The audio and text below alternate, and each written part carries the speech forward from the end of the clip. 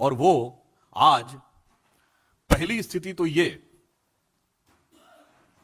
कि ये एक ऐसा भ्रष्टाचार का मामला है। आपने सुना होगा कि सत्ता में रहते हुए सत्ताधारी पार्टी के ऊपर भ्रष्टाचार के तमाम आरोप आजादी के बाद के दौर में लग चुके हैं, परंतु अपनी पार्टी के अंदर भ्रष्टाचार, पार्टी की संपत्ति और धन का हरण कर लेना, यह एक ऐसा विचित्र उदाहरण था। और उसके बाद यह विषय यूपीए सरकार के शासनकाल में 1 नवंबर 2012 को प्रारंभ हुआ। नंबर 3, इस विषय का किसी भी प्रकार से सरकार की एजेंसीज के द्वारा इनिशिएशन नहीं हुआ। हाई कोर्ट के निर्देश के ऊपर ही कार्रवाई हुई और हाई कोर्ट के निर्देश पर ही उनको बेल लेनी पड़ी। तो एक वो दौर था, तब कांग्रेस अध्यक्ष ने कहा था कि हमारे नेता की विराटता, और आज अगर यह कहा जाए कि जिस प्रकार की हरकतें विगत 3 दिनों से दिखाई पड़ रही हैं और हिंसा की आड़ लेकर भ्रष्टाचार को छुपाने का प्रयास हो रहा है, तो कितनी लघुता, कितना छोटापन नेतृत्व का दिखाई पड़ रहा है। यह साफ दिख जाता है कि गांधी के दौर से सोनिया गांधी जी और राहुल गांधी जी के दौर तक आते आते कांग्रेस कितनी छोटी और कितनी बौनी होती चली जा रही है। दूसरी बात, इस विषय में एक और बिंदु महत्वपूर्ण है। जिस पार्टी के 2 पूर्व प्रधानमंत्रियों ने सरकार में रहते हुए अपने को ही भारत रत्न अर्पित कर लिया था, आत्मार्पित कर लिया था, they have dedicated to themselves, उसी पार्टी के परिवार के, उसी परिवार के लोगों ने अध्यक्ष बनने के बाद स्वतंत्रता संग्राम सेनानियों के सहयोग से बनी हुई संस्था, जो उन्हीं की पार्टी ने बनाई थी, उसकी सारी संपत्ति और धन को अपने को अर्पित कर लिया। यह दर्शाता है कि स्वतंत्रता आंदोलन के स्वघोषित स्वयंभू उत्तराधिकारी वास्तविकता में उसके साथ क्या कर रहे थे। ऑन दी अदर नोट, एक बात कहना चाहूंगा, हम सब ने सुना होगा स्वतंत्रता आंदोलन में कांग्रेस बड़ा दावा करती थी कि आनंद भवन पार्टी को दे दिया था, और यहां एजेएल के रूप में इस हाथ से दिया, उस हाथ से 90 करोड़ का लोन लिया, फिर मैंने ही 90 करोड़ का लोन वापस करके खुद ही अपने को मालिकाना हक दे दिया। यानी कितने ही भवन अपने नाम कर लिए पार्टी के और आनंद की अनुभूति कर दी। यह दर्शाता है कि उनका रोल पूरी तरीके से रिवर्स हो गया है। और आज के घटनाक्रम पे देखें तो पहले तो पार्टी की संपत्ति, पार्टी से जुड़े हुए ऑर्गेनाइजेशन की संपत्ति और धन अपने नाम किया। अब पार्टी कार्यालय को ही किसी भी प्रकार की उपद्रवीय एक्टिविटियों या इस प्रकार के आंदोलन जिसके कि अंदर आज आगजनी की भी समाचार आए हैं, उसका केंद्र बनाया। यह अपने आप में कांग्रेस के वास्तविक चरित्र को उजागर करता है। और दूसरा, मैं यह प्रश्न करना चाहता हूं कि आज सवेरे या जब कांग्रेस ने प्रेस कॉन्फ्रेंस किया था तो दोनों मुख्यमंत्री उनके उपस्थित थे, उन्होंने अपने विचार अभिव्यक्त किए थे। आज तीसरा दिन है, हम यह पूछना चाहते हैं कि कांग्रेस शासित राज्यों के मुख्यमंत्री अपने राज्य सरकारों का कार्य छोड़कर विगत 3 दिनों से दिल्ली में क्या कर रहे हैं? क्या ये उन राज्य सरकारों में जिन्होंने कांग्रेस को लोकतांत्रिक तरीके से चुना था, उनके साथ एक छल या धोखा नहीं है? हमें इसका उत्तर चाहिए। और दूसरी बात, श्री राहुल गांधी जी आज ना कांग्रेस के अध्यक्ष हैं, न नेता प्रतिपक्ष हैं। वो केवल एक सांसद हैं, और वो भी ऐसा नहीं कि अत्यंत वरिष्ठ सांसद हैं।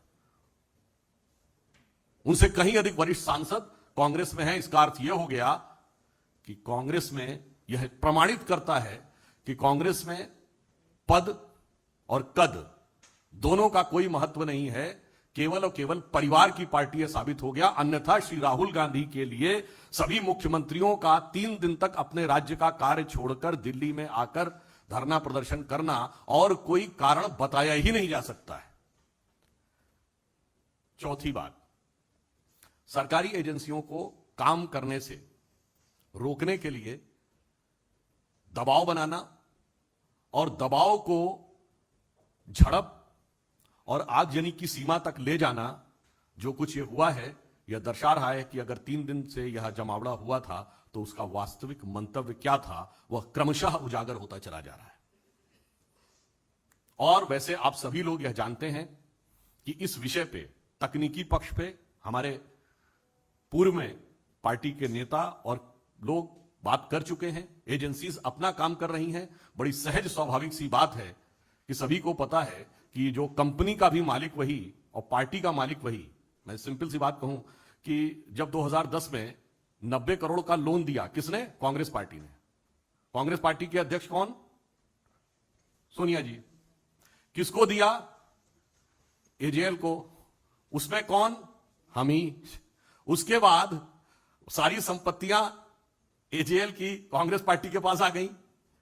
किसके पास? हमारे पास। फिर हमने ही लोन, किसने लोन माफ कर दिया? कांग्रेस पार्टी ने, जिसका अध्यक्ष कौन? सोनिया जी। साहब, आपने तो सुना होगा, तेरा तुझको अर्पित क्या लागे मेरा। यहां तो तेरा मुझको अर्पित क्या लागे तेरा। ये भारत की जनता नहीं, ये कांग्रेस के कार्यकर्ताओं के साथ क्या किया है। हमारे पार्टी का नेतृत्व यह कहता है कि तन समर्पित, मन समर्पित और यह जीवन समर्पित, और चाहता हूं देश की धरती तुझे कुछ और दूं। और वो ये कहते हैं कि तेरा तन मन धन सब मेरे को समर्पित।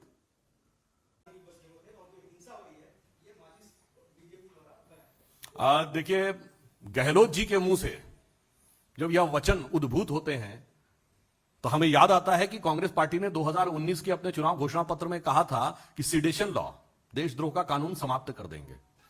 और 2019 के बाद सबसे पहले सिडेशन लॉ किसने प्रयोग किया? अशोक गहलोत जी ने। किसके विरुद्ध प्रयोग किया? अपनी पार्टी के विधायकों के विरुद्ध, क्योंकि उन्हें लगा कि शायद उनके विरुद्ध कोई राजनीतिक घटनाक्रम पार्टी के अंदर चल रहा। अपनी पार्टी के मंत्रियों के विरुद्ध और तो और पत्रकारों के विरुद्ध उन्होंने सिडेशन लॉ का प्रयोग कर लिया। अब उनको वो काला अध्याय नजर नहीं आता है। जिस प्रकार की हिंसा की घटनाएं राजस्थान में हुई, जिस प्रकार के बच्चियों के साथ घटनाएं हुई, वो सब विषय अलग है।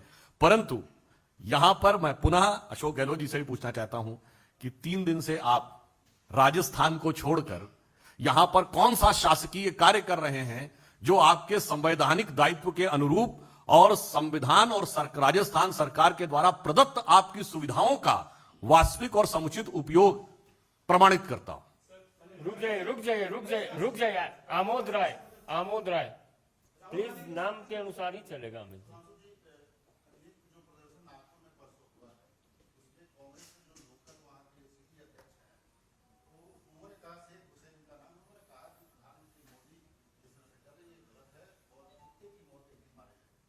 देखिए, इस प्रकार के घृणित बयान प्रतिक्रिया के योग्य नहीं है, परंतु यह कांग्रेस की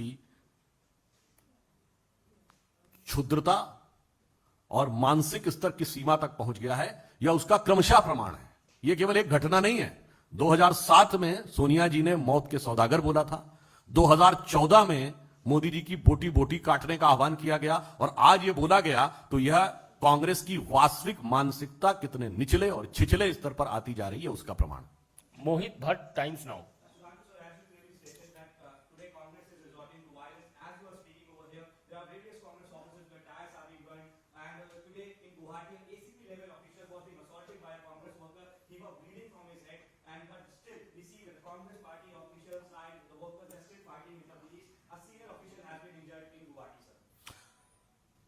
The violence in which the Congress party is resorting just to cover up their blatant corruption, it is nothing but exposing the true satya of their so-called satyagrah.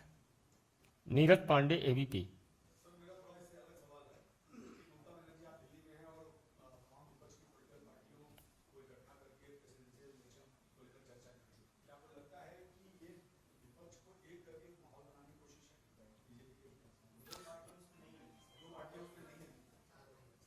देखिए, विपक्ष में अनेक नेता अपनी अपनी चौधराहट बनाने के लिए अनेक प्रकार के क्रियाकलाप कर रहे हैं। इस पर हम किसी प्रकार की टिप्पणी नहीं करना चाहेंगे।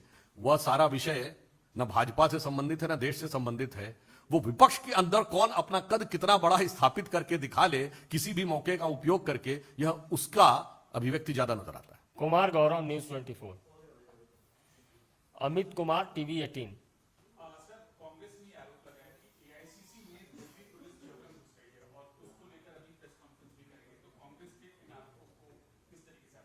देखिए, इस विषय पर कोई आधिकारिक जानकारी नहीं है, परंतु जो दृश्य सामने दिखाई पड़ रहे हैं देश के भिन्न भिन्न हिस्सों से, उसमें कांग्रेस कार्यकर्ताओं के द्वारा आगजनी, हिंसा और उपद्रव बहुत साफ तौर पर दिखाई पड़ रहा है।